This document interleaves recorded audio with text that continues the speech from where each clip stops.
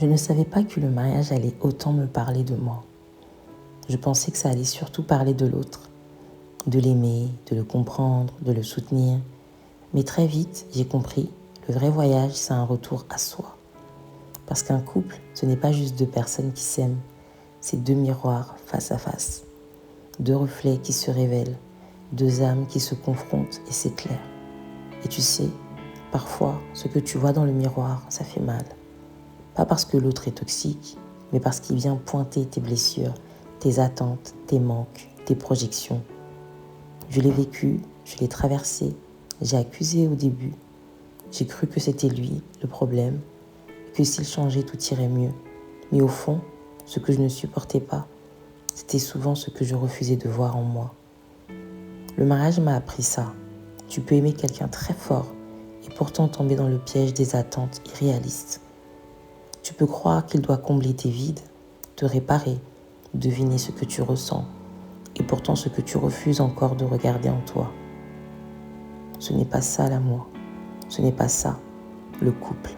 Ton partenaire n'est pas ton thérapeute, il n'est pas ton sauveur, il n'est pas là pour guérir tes blessures d'enfance, ni pour combler tous tes besoins non exprimés. Il peut t'aimer, t'écouter, te soutenir, mais il ne peut pas faire le travail à ta place. Et quand tu comprends ça, tu reprends ta puissance. J'ai compris ce qui me dérangeait parfois. Ce n'était pas ce qu'il faisait, mais ce que ça révélait chez moi.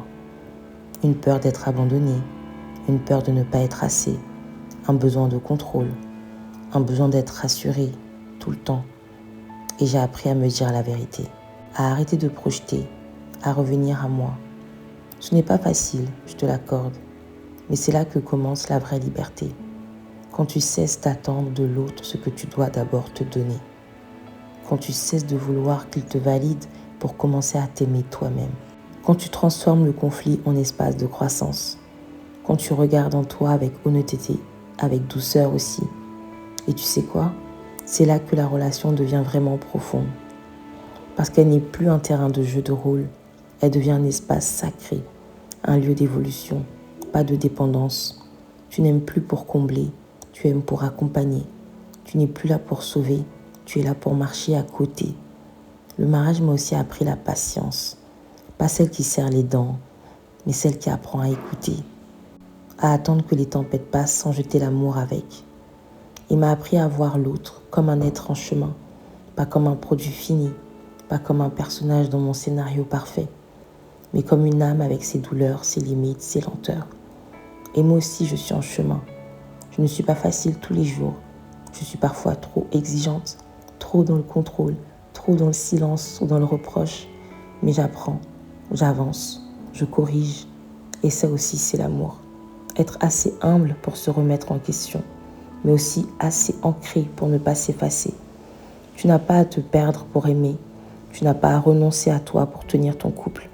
Tu n'as pas non plus à utiliser l'autre comme un punching ball émotionnel. Tu peux aimer sans annuler. Tu peux aimer sans t'annuler. Tu peux être aimé sans dépendre. Le mariage, ce n'est pas une cage. C'est un miroir, oui. Mais c'est aussi une école. Celle de la patience, de la communication, du pardon, de l'alignement entre ce que tu ressens et ce que tu dis. Et surtout, c'est une opportunité. L'opportunité d'aimer l'autre dans ses transformations et de t'aimer toi dans les tiennes. Tu peux traverser des crises, des phases de doute, des saisons de distance sans que ce soit la fin. Parce que l'amour mature n'a pas besoin d'être parfait. Il a besoin d'être vrai. Alors si tu traverses une zone floue, si tu es tenté de fuir ce que le couple te reflète, je veux te dire, prends une pause. Oui, respire. Mais regarde en toi. Vois ce que ça vient toucher. Et demande-toi, est-ce que je demande à l'autre de m'aimer à ma place? Tu n'as pas à guérir grâce à ton couple, mais tu peux guérir dans ton couple. Si chacun prend la responsabilité de son chemin, je choisis ça. Un amour conscient, un amour libre, un amour humble, un amour solide. Et toi aussi, tu peux choisir ce chemin. Pas celui des illusions, celui de la vérité, de la tendresse, de l'évolution à deux.